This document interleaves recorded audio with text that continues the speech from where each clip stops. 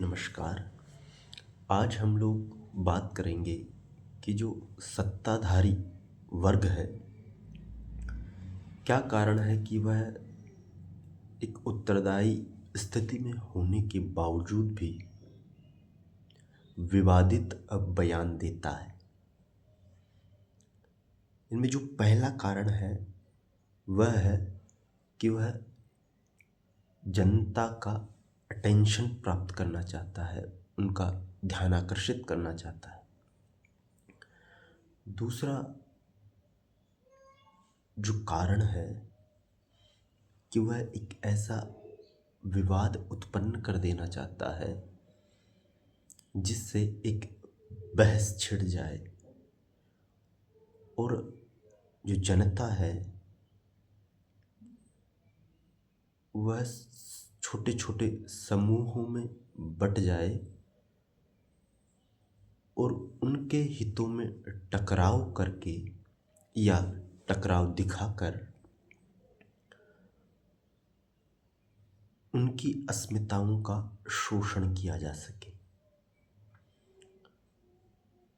और यह शोषण का जो ढांचा तैयार किया जाता है, यह चूंकि सत्ता वर्ग द्वारा तैयार किया जाता है और इसका जो शिकार होते हैं वो कभी भी उच्च वर्ग के लोग नहीं होते, वो शिकार बनते हैं आम आदमी, जो मजदूर है, जो किसी भी वर्ग में अपना जीवन व्यतीत कर रहा है, वह इन अस्मिताओं के सहारे ही जीता है। और जब उसकी अस्मिताओं पर चोट होती है तब वह सोचता है कि उसकी अस्मिताएं खतरे में हैं। इसीलिए जितनी भी जातीय और राष्ट्रीय अस्मिताएं हैं या धार्मिक अस्मिताएं हैं, उनके नष्ट होने का भय दिखाकर शोषण की प्रक्रिया को अंजाम दिया जाता है।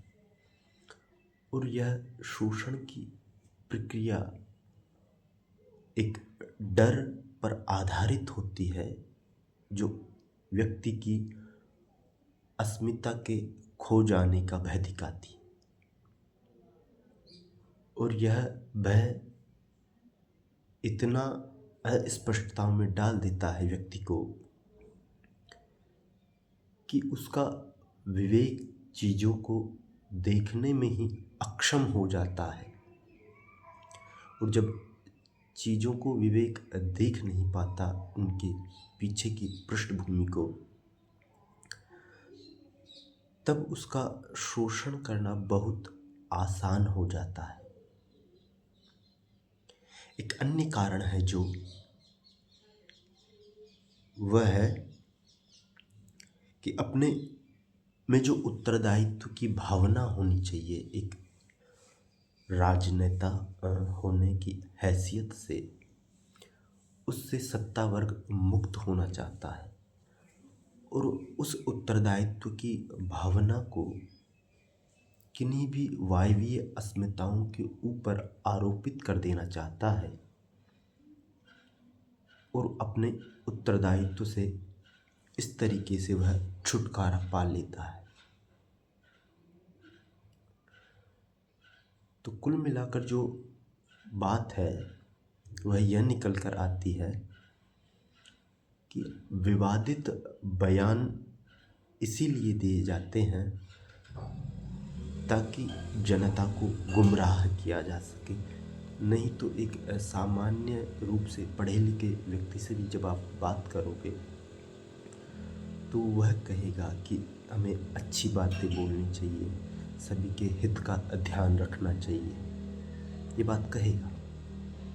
किंतु उसी व्यक्ति को जब आप कोई डर दिखा दोगे या उसे यह समझाने में सफल हो जाओगे कि तुम्हारी दुर्गति का कारण यह दूसरा जातीय समूह या यह दूसरा राष्ट्र है, तब वह जो मूल प्रश्न है जहाँ कमी आ रही है जिसके कारण उसकी दुर्गति हुई है, उसको छोड़कर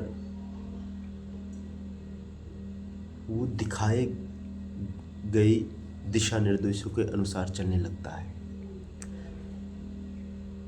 और चूंकि मनुष्य का विवेक जागरूक अवस्था में नहीं रहता, तो वह केवल अपने भावनाओं के माध्यम से ही चलता रहता है। वो भूल जाता है कि सही क्या है, गलत क्या है, उनमें कौन सा कार्य कारण काम कर रहा है। ये सब चीज़ें उसके ख्याल में नहीं रहती, तो उसका शोषण बहुत ही सरलता से किया जा सकता है। और जितने भी समूह की जो राजनीति है, उसमें जो भी सत्ता वर्ग बैठा हुआ है, उसे उस समूह के सामान्य लोगों से कोई मतलब नहीं है।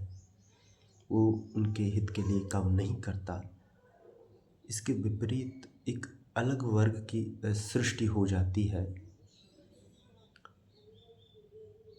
जो वर्ग सत्ता में होगा या जो आर्थिक रूप से सक्षम होगा, जिसके पास आर्थिक और सत्ता की शक्तियाँ केंद्रित होंगी, और वो अपने तरीके से चीज़ों को चलाएंगे।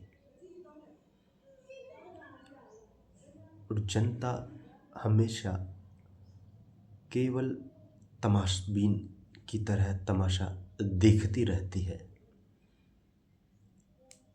और